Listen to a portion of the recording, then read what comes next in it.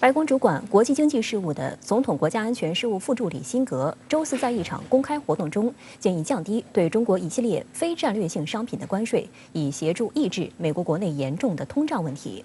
美国3月的通胀数据创下40年来的新高，飙升的物价让拜登的支持率持续下降。但值得注意的是，美方目前强调的所谓非战略商品是经过筛选的，看似对部分中国商品开了绿灯，但仍然是利用单边主义工具，试图对中国经济进行打压。分析指出，从本质来看，拜登政府在对华关税问题上的立场和特朗普政府并无不同。据路透社报道，美国总统国家安全事务副助理辛格周四在布雷顿森林体系委员会举办的一场活动中表示，华盛顿正在考虑降低来自中国的非战略商品的关税。在谈到2018年时任美国总统特朗普挑起的对华贸易争端时，辛格认为，尽管这些举措对美方来说可能创造了谈判筹码，但他们没有战略目的。辛格举例称，为什么要对来自中国的自行车和服装征收关税呢？因此，辛格提出，拜登政府正在考虑降低来自中国的非战略商品的关税，以应对国内持续飙升的通胀水平，并借此希望中方也能取消对美国进口产品征收的一些非战略性关税。这是白宫近期又一次在对华关税问题上有了松动。美国贸易代表办公室3月23号宣布，针对特朗普时期得到加征关税豁免，但豁免已过期的352项中国输美产品将继续实行豁免政策。值得注意的是，美国政府审查的寻求豁免关税的中国进口商品本来有549种，但最终只批准了352种，其他197种商品则拒绝恢复关税豁免。如果与特朗普时期相比，当时有2200多种商品获得了关税豁免资格，拜登政府批准的352种商品不过是其1/7。而细看美国贸易代表办公室最新批准的豁免关税的商品，主要包括特定种类的电子元件、自行车零件、电机、机械、化学品、海鲜和背包等消费品。这实际上也符合辛格最新提及的所谓非战略商品。通货膨胀是拜登政府当前最棘手的问题之一。继2月冲上7.9%的高位后，美国3月通胀数据再创新高，40年来首次破8。美国3月消费者价格指数同比增长8.5%，这也是美国 CPI 连续6个月超过6%。在能源、食品和其他主食成本节节上升之际，拜登的支持率持续下降。他所属的民主党将在11月中期选举中面临失去国会多数地位的严重风险。观察指出，美国单方面挑起的关税摩擦，令中美在特定商品上的关税大大高于在 WTO 最惠国约束税率，其代价最终是由中美两国的消费者、生产商承担。由于美国单方面加征关税的规模大于中国，因此美国消费者、生产者受到的负面影响无疑更大。这也是美国国内持续存在豁免加征关税的呼声的根本原因。去年11月，美国财政部长耶伦公开表示，关税往往会推高国内物价，提高消费者和企业的成本。降低关税能够产生抑制美国国内通货膨胀的效果。实际上是为了自己的一些利益考量，他也重点提到是非战略性的物资。那实际上在关键的领域，他还是会继续对华的打压会加强，但是呢，在一些这种日用品啊并不影响的问题上，他何不做一个这个坐享其成？我可以享受到你低价的商品，同时又可以压低我的通胀，所以更多的是去自身的利益去考量的。有分析指出，美方所谓的非战略产品是经过一定筛选的，筛选条件包括该商品是否具有高替代性。美国从第三方进口该类商品或类似商品是否便捷，美国国内的生产能力及对美国相关企业的影响等等。总的来看，拜登政府开绿灯的主要衡量标准是对美国供应链造成影响的大小，以及是否能让美国减轻对中国进口商品的依赖。因此，从本质来看，拜登政府在对华关税问题上的立场其实与特朗普政府并无本质不同。方的话，首先要注意到一个供应链端的一个问题，涉及到食品呀、医药啊，还有交通、新能源以及等其他的一些国防关键领域。所以在未来的这种应对过程中，我们也要考虑，如果说他们真的要去构建弹性的供应链，那对我们国内的企业会造成什么样的影响？是否会形成这种两个世界、两个平行体系？这种极端的情况，应该是在我们的预案当中的。我们其实也看到，世界其实是你中有我，我中有你，本来的这种比较优势是更符合双方利益的。所以在一些就像他所说的，在一些非这种战略性的领域，是不是还是可以去加强合作？其实还是有一些空间可以去沟通的。在美国推行单边主义并逐渐走向死胡同的同时，其他地区的经济韧性正在逐步显现。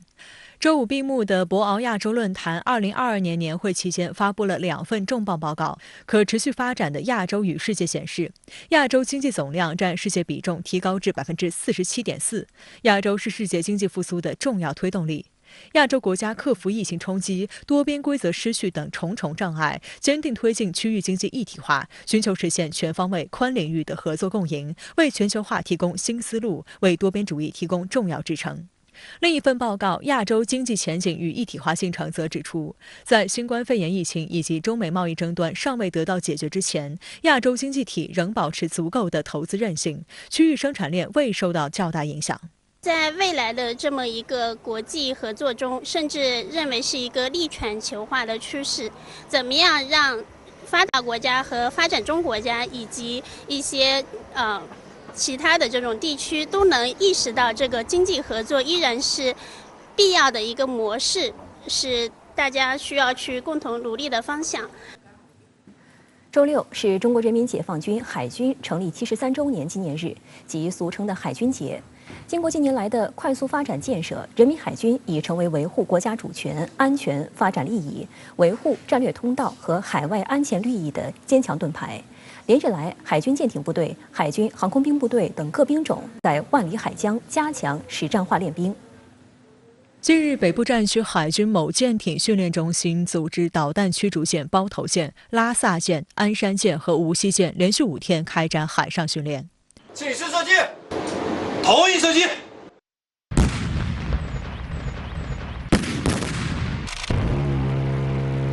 首轮拦截过后，部分来袭目标被成功击落，另一部分则突破第一层防空火力网，继续向编队袭来。此时，各舰副炮对目标实施近距拦截，并成功拦截来袭目标。055型驱逐舰拉萨舰、鞍山舰和无锡舰都是入列时间不久的海军主战舰艇，他们紧贴新型舰艇未来作战任务、环境和对手，狠抓基础训练，突出实战化训练，加强正规化考核。注系新入列舰艇种类型号越多，信息化程度越高，标准要求越严，组训越要聚焦使命，瞄准能战，真训实练。值得注意的是，参加训练的鞍山舰和无锡舰是继南昌舰、拉萨舰、大连舰后加入人民海军战斗序列的第4、第5艘055型驱逐舰，这也是他们首次公开亮相。作为我国研制建造的第1型万吨级驱逐舰，055型导弹驱逐舰先后突破了大型舰体总体设计、信息集成、总装建造等一系列关键技术，装备有新型防空、反导、反舰、反潜武器，具有较强的信息感知、防空反导和对海打击能力。2019年4月23号，在庆祝人民海军成立70周年海上阅兵活动中，055型导弹驱逐舰首舰南昌舰接受检阅。去年10月，南昌舰等组成的中国海军舰艇编队参加了中俄海上联合2021联演，并与俄海军编队在日本海展开中俄首次联合巡航。近期首次亮相的还有第2艘075型两栖攻击舰广西舰。值得一提的是，075型两栖攻击舰首舰海南舰就是在去年海军节当天在三亚某军港入列。据央视报道，入列不久的广西舰着眼未来两栖作战和远海战需求，在某海域持续开展航行组织、战救卫生、损害管制等基础性训练。广西舰作为海军转型发展新质作战力量，承载着探索海上立体投送作战样式、提升两栖核心作战能力的重要使命。作为我国自主研制的首型两栖攻击舰，海南舰与广西舰的加快形成战斗力，对于提升我国两栖作战能力、完善作战体系具有里程碑式的意义。随着人民海军转型发展快羽腾飞，两栖作战力量建设迎来快速发展，我们将不辱使命，不负重托，用好新装备，练好新技能，进一步加强远海投送、立体登陆等核心技术能力建设，坚决履行好党和人民赋予的使命任务。从1000吨级小舰进入万吨大舰时代，从单一用途战舰到多用途全能战舰挺进，新时代新征程，人民海军以崭新姿态阔步向前，逐梦海天，向全面建成世界一流海军迈进。如今，海军舰艇出岛练训练已成常态，航母编队体系化训练持续推进。周五，人民海军发布航母主题宣传片《深蓝深蓝》。这部时长6分多钟的主题宣传片中，通过歼15舰载机飞行员以及中国首艘航母辽宁舰、首艘国产航母山东舰的官兵，呈现出新时代海军官兵戳力奋发、笃行不怠、埋头苦干、奋楫争先的价值追求。而正片结束后的彩蛋意味深长，引发广泛关注。哎，爸，什么？3台，好安排。俄乌冲突进入第58天，俄罗斯国防部宣称已控制除亚速钢铁厂外的马里乌波尔市其他地区。俄车臣共和国领导人周五宣称，俄军已控制亚速钢铁厂具有重要战略意义的行政大楼。随着马里乌波尔之战接近尾声，外界纷纷预测顿巴斯决战即将开启。分析认为，控制马里乌波尔这座战略重镇，可以让俄罗斯腾出更多兵力用于第2阶段特别行动。在顿巴斯的最新较量，将对俄乌这次冲突的最终结局产生决定性影响。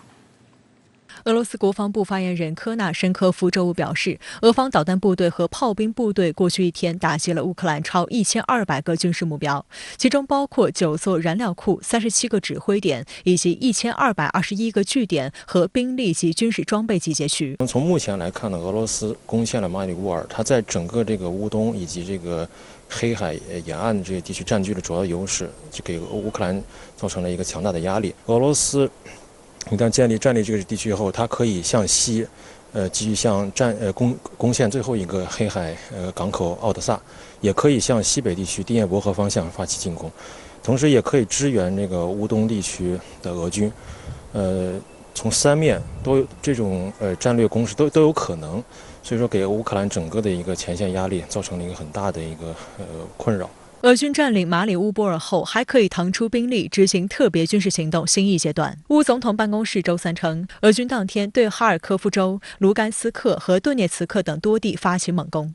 俄罗斯中央军区副司令员周五表示，俄军将在特别军事行动的第2阶段建立对顿巴斯及乌克兰南部的全面控制，进而保证通往克里米亚的陆地走廊畅通。对于此次顿巴斯战事规模，美国国防部估计，俄军司令部可能出动72个营级战术群。同时，根据情报，俄军在乌克兰北部边境整编了22个营级战术群作为第2梯队，在占领和清理马里乌波尔之后，还有12个营级战术群可以加入。俄罗斯国防部对此未予否认，但也没有提供自己的数据。俄罗斯独立报认为，有理由相信至少有10万俄罗斯军人将参加第2阶段行动。俄罗斯现在战术上做了调整，收缩自己的军队，主要是向北线的军队撤到东线，以及支援这个乌东地区，将自己的这个主要的一个战略力量投放到一个重点的这些战术的一些位置，来从战术上对乌克兰形成一种压力，以一种最小的一种代价，一种兵力来夺取这个谈判桌上的最大的筹码。目前，顿巴斯地区还有相当面积在乌克兰掌控之下，所以要控制该地区全境，俄军还必须同乌克兰军队进行一场恶战。对乌克兰来说，如果决战失败，意味着他将失去军队的主力，以及失去与俄方接壤的整整2个州。第聂伯河以东的整个地区也可能处于危险之中，国家可能出现分裂，也意味着一直在背后支持乌克兰的美国和其他西方国家遭遇重大失败。对于俄军来说，如果他在顿巴斯决战中失败，意味着这次特别军事行动的重大挫折将严重损伤俄罗斯的国际声誉，也将严重影响俄罗斯的内政和外交走向。乌克兰危机至今，美西方国家隔岸拱火的行为一直在持续。仅在周四1天，美国、丹麦、西班牙等多个北约国家相继祭出最新支持乌克兰举措，加大力度向乌克兰提供更多武器。分析认为，这可能与近日俄军加大对顿巴斯地区的攻势有直接关联。一面送钱、送武器给乌克兰，一面在贸易、经济等领域层层递进制裁打压俄罗斯。美西方不断介入俄乌局势，真能化解危机吗？来看报道。周四，美国总统拜登在白宫会见乌克兰总理史米加尔后，宣布向乌克兰提供额外的8亿美元安全援助以及5亿美元直接经济援助。Today, I'm announcing another $800 million to further augment Ukraine's ability to fight in the east and the Donbas region. This package includes heavy artillery weapons, dozens of howitzers, and 144,000 rounds of ammunition to go with those howitzers.It also includes more tactical drones. 美国有线电视新闻网称，和之前宣布的对乌安全援助一样，追加援助的这批武器仍然来自其国防部库存。新援助计划中还包含超过121架凤凰幽灵无人机系统。据美国国防部发言人科比介绍，这是专门针对乌克兰的要求而迅速开发的。这套系统在性能上与弹簧刀战术无人机系统相似，可作为一次性武器攻击目标，但美方拒绝透露更多技术细节。不过，科比表示，对那些操作过其他无人机系统的乌克兰士兵而言，操作凤凰幽灵仅需接受少量训练。美方将直接训练乌克兰武装部队使用这些战术无人机。随后，俄罗斯外交部发表声明称，美国不断向乌克兰提供武器，是为了拖延俄罗斯的特别军事行动。因此，俄罗斯仍然将美国和北约在乌克兰领土上运送武器的车辆视为合法攻击目标。现在呢，可以看到这个美西方对乌克兰输送武器的力度越来越大哈，种类也越来越多。那包括无人机这种在现代战争中发挥很重要作用的这个武器也在大量的向这个乌克兰输送那么它的目标就是让这个乌军能够更灵活的来打击俄罗斯的一些重点的目标，包括这个培训乌军来使用这些无人机呢，实际上就表明了一个新的趋势，就是美西方对这个俄乌冲突的介入越来越直接。加上周四新宣布的5亿美元经济援助，自俄乌冲突以来，美国向乌克兰提供的经济援助总和已达到10亿美元。不过，这个数字和乌克兰所想相去甚远。Ми потребуємо до $7 мільярдів США фінансової підтримки щомісяця. The goal of the plan is not to recover the destroyed economy, but to build the new economy in Ukraine, which will be fully integrated into the EU. As of today, such recovery, reconstruction, and transformation will cost about $600 billion.其实很明显，俄乌冲突已经不仅仅是俄乌两个国家之间的这个冲突矛盾了，那么很明显实际上是俄罗斯和西方之间的一场混合战。那么只不过这个战场在乌克兰，那么战场地面上的战斗人员是乌克兰人和俄罗斯人，但实际上在乌克兰背后就是美国全方位的支持。现在看到美国就是它最主要的一个金主但是我想这些援助呢从本质上来说很难改变乌克兰经济的这个状况那么对于乌克兰的它经济的恢复，包括未来是不是有可能战后重建，应该说还是杯水车薪。周四，丹麦首相弗雷泽里克森和西班牙首相桑切斯访问乌克兰首都基辅，并与总统泽连斯基会面。西班牙首相桑切斯也在会见后的新闻发布会上宣布，西班牙将向乌克兰提供迄今为止最大规模的军事装备，其中包括多达200吨的军用物资、30辆军用卡车和10辆轻型车辆。德国外长贝尔伯克同一天表示，对于乌克兰所需要的装甲车和其他武器，德国没有任何禁忌。此前，德国联邦国防军副总监劳本塔尔拒绝了乌克兰驻德大使提出的运送重型武器的要求。除了加大军事援助，美西方还在国际多边场合加大对俄罗斯施压。周三起 G20 国家财长和央行行长会议在美国华盛顿举行。当俄方代表在会议上发言时，以美国财长耶伦为首的美欧高官集体离席以示抗议，其中包括英国、法国、加拿大以及多名欧洲代表。受邀参会的乌克兰官员也离席抵制。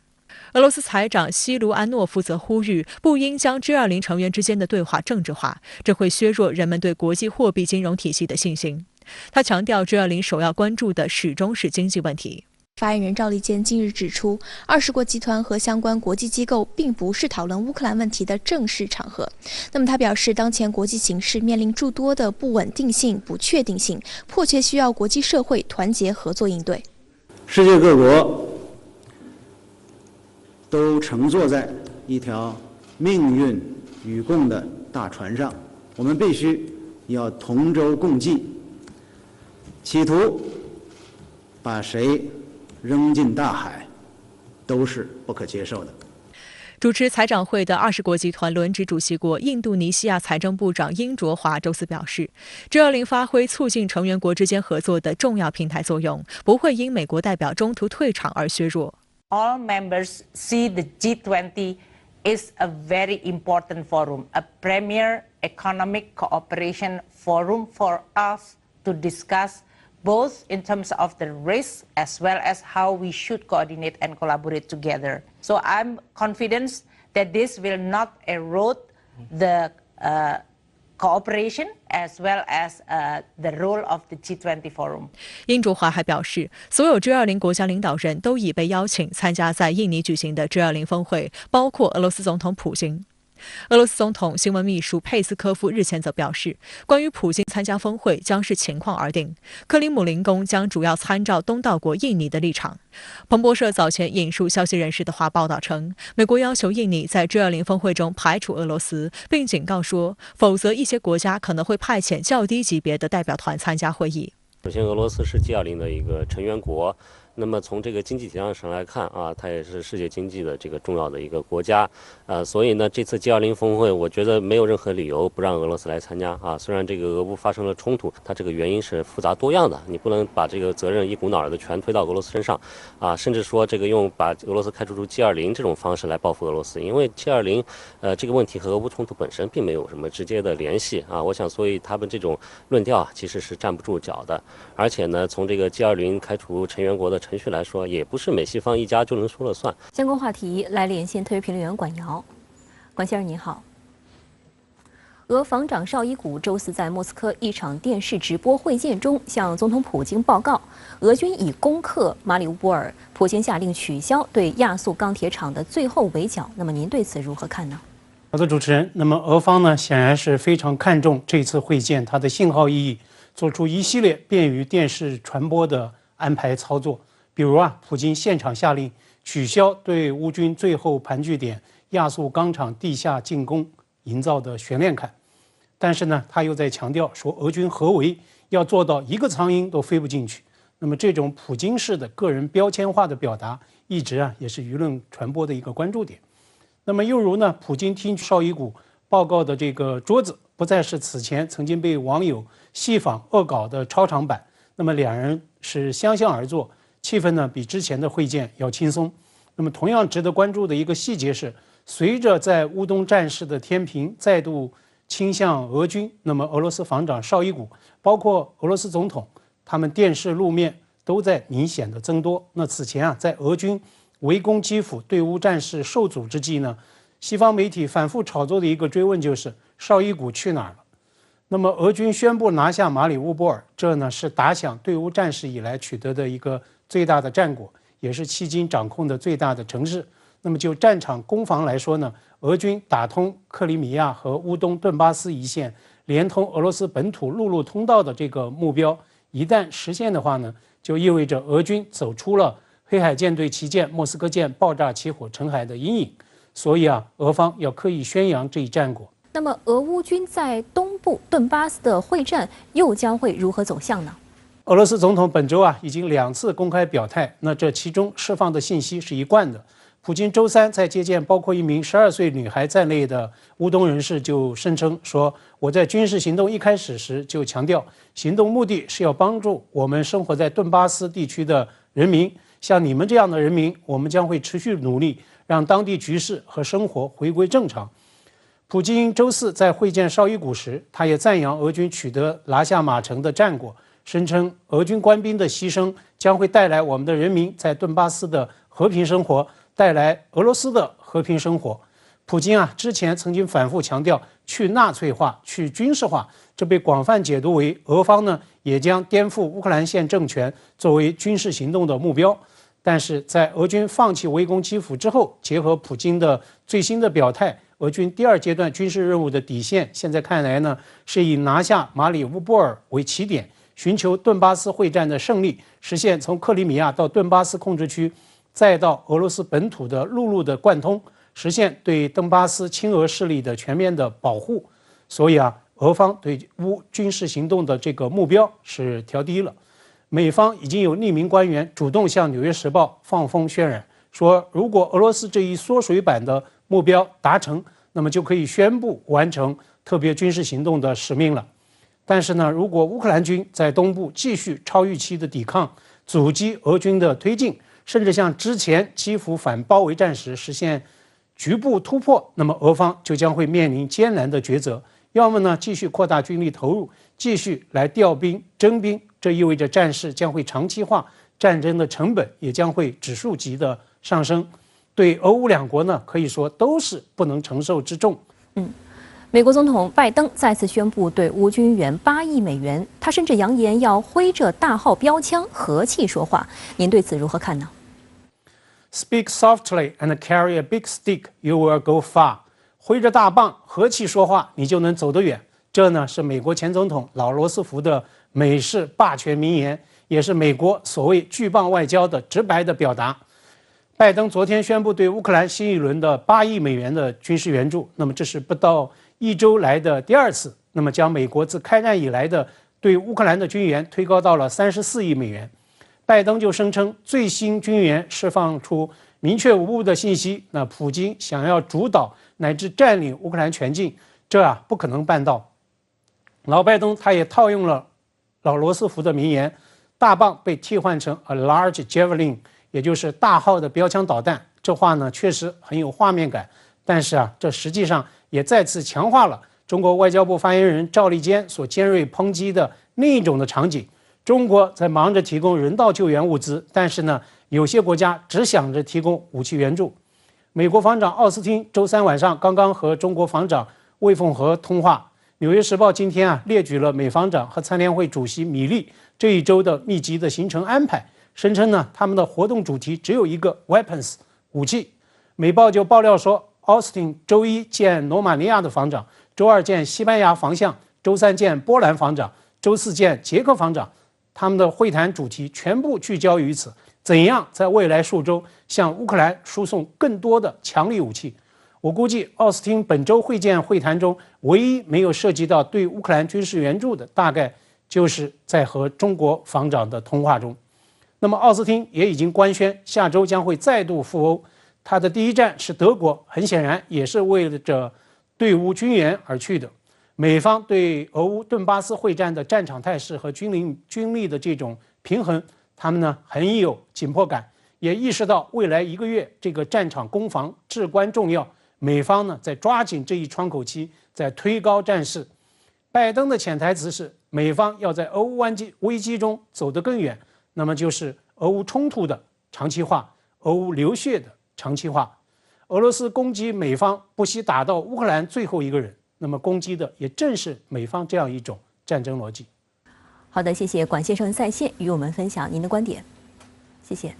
日本外相林芳正周5在内阁会议上报告了2022版外交蓝皮书的内容。该蓝皮书渲染所谓中俄威胁，尤其是鉴于俄乌冲突在俄日争议领土问题上恢复使用了所谓俄罗斯非法占据和日本固有领土的表述。另外，日本执政的自民党周4发布修改后的有关日本外交安全政策的相关文件草案显示，自民党计划将中国上调为所谓重大威胁，把俄罗斯上调为现实性威胁。据共同社周5报道，当天向岸田内阁报告的2022年版外交蓝皮书，毫无意外地再次凸显日美同盟的重要性，宣称日美同盟正变得前所未有的牢固，要进一步强化日美同盟的威慑力和应对能力。蓝皮书还专门强调已经进入中美竞争时代，并渲染关切中国在日本周边的军事活动等。当前的战略盘算是要应对，既要应对所谓的来自中国的威胁，也要跟紧当前美国的这个自俄战略的政治正确。值得注意的是，日本今年的外交蓝皮书增加了许多涉及俄罗斯的内容。鉴于俄乌冲突，蓝皮书将俄罗斯入侵乌克兰视为威胁冷战后全球秩序的历史大转折，对俄发起谴责。此外，关于日俄争议的北方领土即俄方称南千岛群岛，蓝皮书也使用了较往年更为强硬的表述，称系日本固有领土，但被俄罗斯非法占据。根据日媒报道，非法占领是自2003年版外交蓝皮书使用以来，时隔近20年再次使用，而固有领土的表述则是2011年版外交蓝皮书以来首次使用。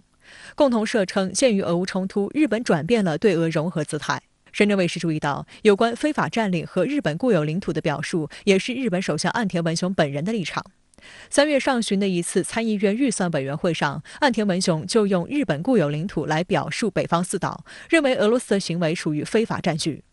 日本外务省资料显示，首相上一次使用非法占据一词还是2009年的麻生太郎。而安倍晋三2012年再次执政后，为继续推进与俄罗斯的和平条约谈判，日方一直没有使用固有领土和非法占据等表述方式。但俄乌冲突爆发后，日本执政党和民间纷纷出现对俄强硬的声音，日本政府也火速调整路线。另外，深圳卫视还关注到，在俄乌冲突、日本紧随美国制裁俄罗斯的背景下，俄罗斯总统普京3月中旬也签署法案，将在争议领土上设立免税区。这意味着俄罗斯正式对这一地区进行开发，无疑是宣示主权的表现。